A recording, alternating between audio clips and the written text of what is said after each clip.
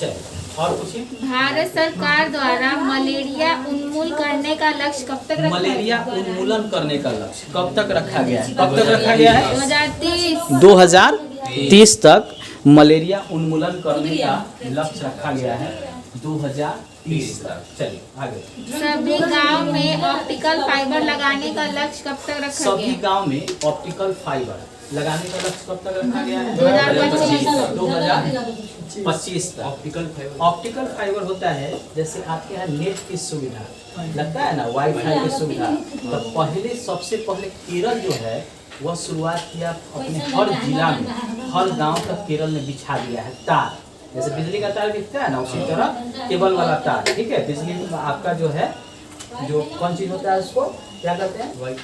Wifi की सुविधा। ठीक है, तो आप जो है आराम से घर पे बैठ के वाईफाई की सुविधा जो है नेट चलाइए तो तीव्र गति से आपका नेट पहुंच जाएगा, उसमें दिक्कत नहीं होगा। ठीक है, तो ये जो सुविधा भारत सरकार के द्वारा जो है कब तक लगाने की बात किया जा रहा है? 2025 तक। बिहार में शुरू हो गया है, पटना जंक्शन पे आपको मिलेगा, मुजफ्फरपुर भी जंक्शन पे लगाया गया है, तो बिहार में भी तेजी से शुरू हो गया है। हाँ चलिए आगे आगे। भारतीय अर्थव्यवस्था को $5 ट्रिलियन करने का लक्ष्य कब तक रखा गया? देखो, भारतीय अर्थव्यवस्था को 5 ट्रिलियन करने का लक्ष्य जो है 2024-25 तक रखा गया है। 5 ट्रिलियन करने का लक्ष्य। ठीक है, $5 ट्रिलियन। हाँ, $5 ट्रिलियन करने का अर्थ है जो अर्थव्यवस्था जो होगा, सबसे बड़ी अर्थव्यवस्था इसकी है यूएसए की, अमेरिका की, दूसरी जो है चीन की, और हमारी जो अर्थव्यवस्था है बहुत कमजोर है। ठीक है, तो हमारा ये इच्छा है हमारे देश के प्रधानमंत्री की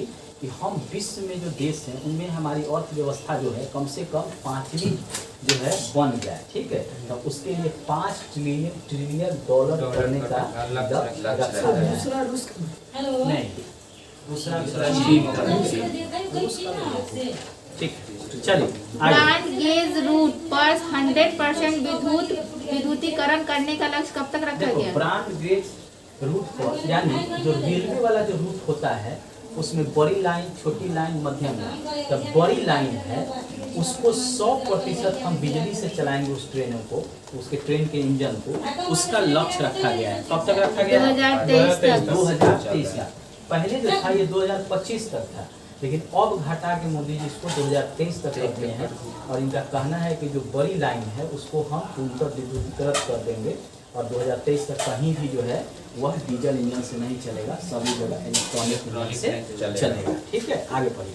मुंबई शहर को कार्बन उत्सर्जन करने का लक्ष्य कब तक रखा गया? हाँ, मुंबई शहर है, कार्बन उत्सर्जन होता है, तो उसका लक्ष्य कब तक रखा गया है? 2050 तक जो है करने का लक्ष्य रखा गया है। ठीक है, कार्बन मुक्त वहाँ 2050 तक। ठीक है, मतलब हम जो गाड़ी में जो वाहन चलता है उससे जो कार्बन उत्सर्जन होता है, कोई चीज़ जलाते हैं तो उससे जो कार्बन उत्सर्जन होता है, कार्बन मोनोऑक्साइड ये सब निकलता है, तो उसको हम समाप्त कर देंगे। यानी उस समय तक वहाँ भी सारा इलेक्ट्रॉनिक गाड़ी जो है, इलेक्ट्रॉनिक चीज़ जो है चलेगा, बिजली से उत्पादित चीज़ों से ही सारा चीज़ वहाँ चलेगा। ठीक है, हाँ, मुंबई शहर को भारत में कार्बन उत्सर्जन, हाँ, कार्बन उत्सर्जन करने का लक्ष्य, हाँ, करने मतलब समाप्त करने का लक्ष्य। ठीक है, वो किया गया है 2050 में। ठीक, चलिए आगे। भारत सरकार के द्वारा कृषि और संबद्ध क्षेत्र में वृद्धि 2022-23 में कितना बताया गया है, जबकि 21-22 में वृद्धि 3% रहा है? हाँ, देखो, कृषि क्षेत्र में जो ग्रोथ रेट है हमारा वह रहा है 3.5%। ठीक है, पहले जो था 3% था। कब? 21-22 में, और 22-23 में जो है यह बढ़ के 3.5 हो गया है। अब आपके एग्जाम में कोई जरूरी नहीं है कि प्रतिशत ही पूछेगा कि पिछले बार की अपेक्षा वृद्धि हुआ है या कमी हुआ है? वृद्धि हुआ है। किस क्षेत्र में? कृषि के क्षेत्र, और उससे उत्पादन, उससे संबंधित उत्पादन के क्षेत्र में।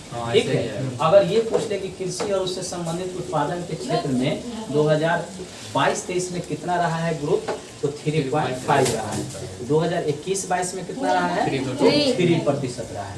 कमी हुआ है या वृद्धि हुआ है? तो वृद्धि हुआ है। ठीक है, चलिए आगे बढ़िए। औद्योगिक क्षेत्र में 22-23 में वृद्धि 4.1% रहने का अनुमान है। ठीक है, 21-22 में यह वृद्धि कितना था?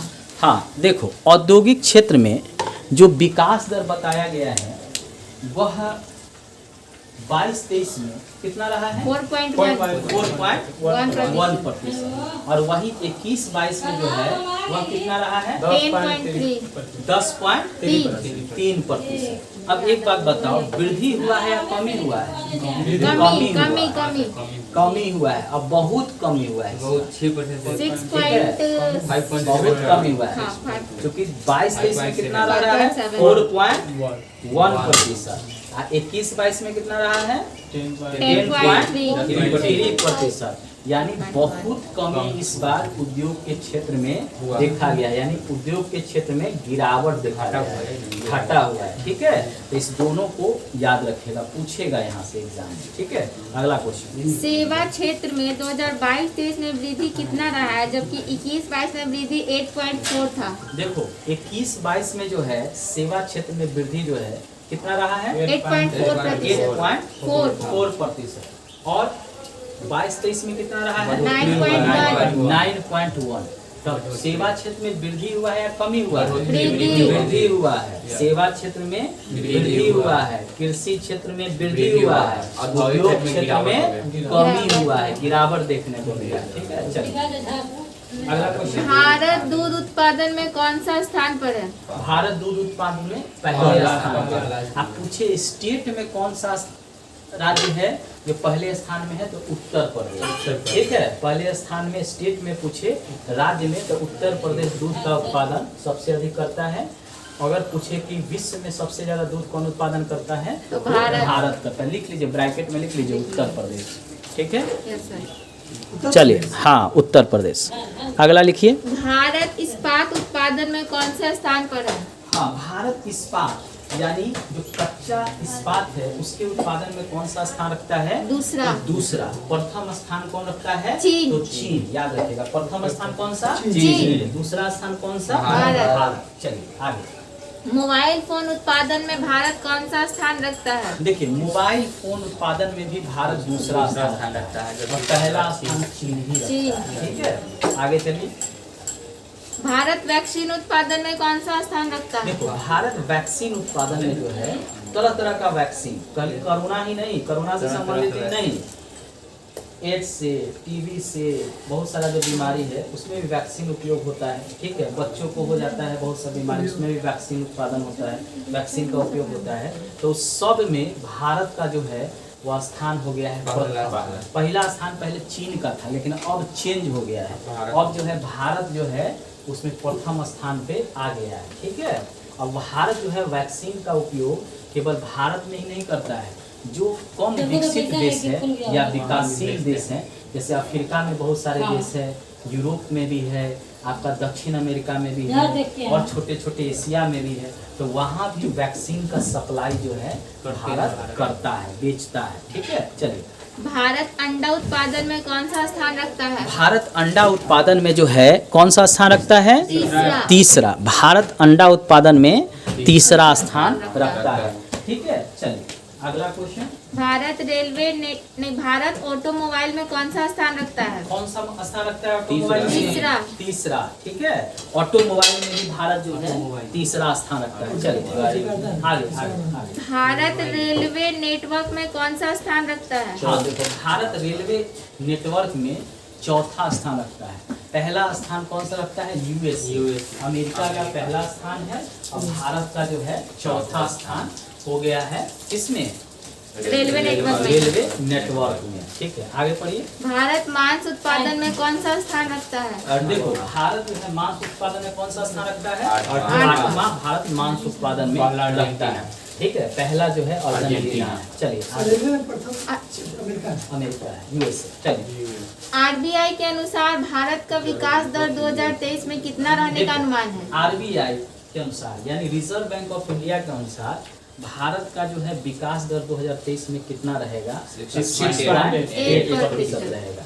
ठीक है, एसबीआई के अनुसार भी भारत का विकास दर कितना रहेगा? 6.8% और आईएमएफ के द्वारा भी भारत का विकास दर 6.8% रहने का अनुमान है 2023 में।